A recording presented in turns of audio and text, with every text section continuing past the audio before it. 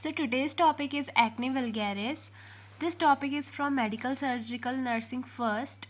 So let's start with the introduction. Acne is a skin condition that occurs when your hair follicle become plugged with oil and dead skin cells. It causes whiteheads, blackheads or pimples.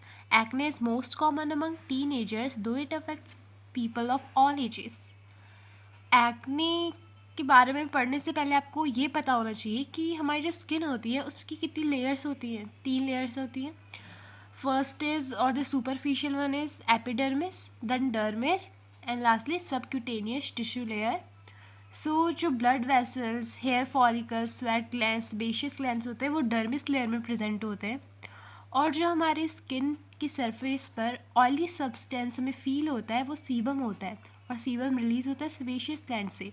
तो ये सारी general चीज़ें आपको पता होनी चाहिए acne के बारे में पढ़ने के लिए। Then definition: acne vulgaris is a common chronic skin disease involving blockage or inflammation of pilosebaceous units. Now what are pilosebaceous unit? Unit formed by hair follicle and their accompanying sebaceous gland, because pilo means hair and sebaceous hair is sebaceous gland. So acne can be present as non-inflammatory or inflammatory lesions or a mixture of both, affecting mostly the face but also the back and chest. So now we will talk about types of acne. So we have 4 grades of acne or 4 types of acne. First is comedonal acne. Comedonal acne are open, blackhead or closed, whitehead, skin pores or hair follicle clogged with oil, dead skin cells and bacteria. Blackheads are open because they have a black keratinous plug in it, and whiteheads don't have the keratinous plug within them. Next we have popular acne. They are due to infection by Propionibacterium. Propionibacterium is a commensal found on the surface of our skin. They become inflamed, forming a small red or pink bump on the skin. Then we have pustular acne. Of course, as the name suggests, they are filled with pus, resembles a whitehead with a red ring around the bump. The bump is typically filled with the white or yellow pus. Then we have nodular acne. Nodules are large inflamed bumps that feel firm to the touch. They develop deep within the skin and are often painful. So now we will see what are the causes of acne. So due to hormonal changes in pregnancy or from the menstrual cycle, some medications like isoniazid, which is primary drug of choice in tuberculosis, certain cosmetics and lotions, high humidity and sweating, polycystic ovary syndrome, genetic predispositions, bacterial factor, obviously from Propionibacterium, diet, eating too much fast food, spicy food, oily food, puberty due to high secretion of androgen. Now we will see what are the clinical manifestations or signs and symptoms of having acne vulgaris. There may be a white head, black head, small red tender bumps, pimples which are papules with pus at their tips, large solid painful lumps under the skin. And now pathophysiology of acne vulgaris.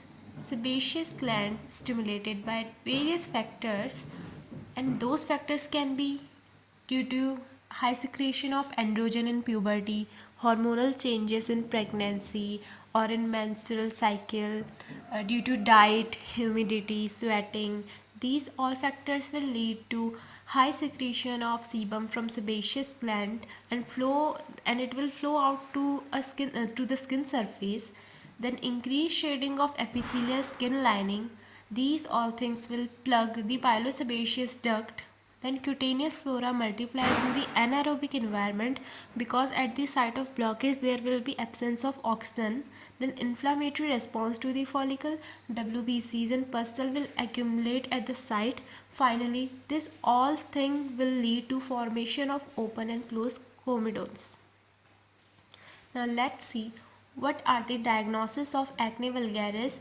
Here we have history collection, physical examination, biopsy of skin lesions. Now let's move on to the treatment of acne vulgaris. In pharmacological treatment, the dermatologist will prescribe you topical retinoid for grade 1, that is comedonal acne, for grade 2, that is popular acne. There is topical retinoids plus topical antibiotics. For grade 3, which are Pustuler acne, the dermatologist will prescribe you topical retinoids plus oral antibiotics.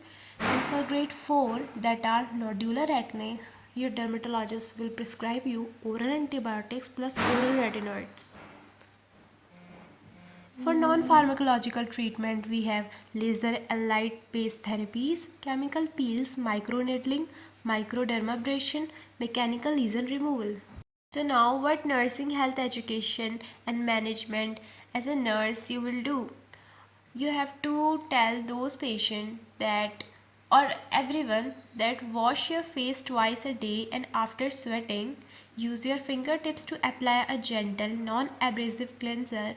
Don't scrub your face too hard.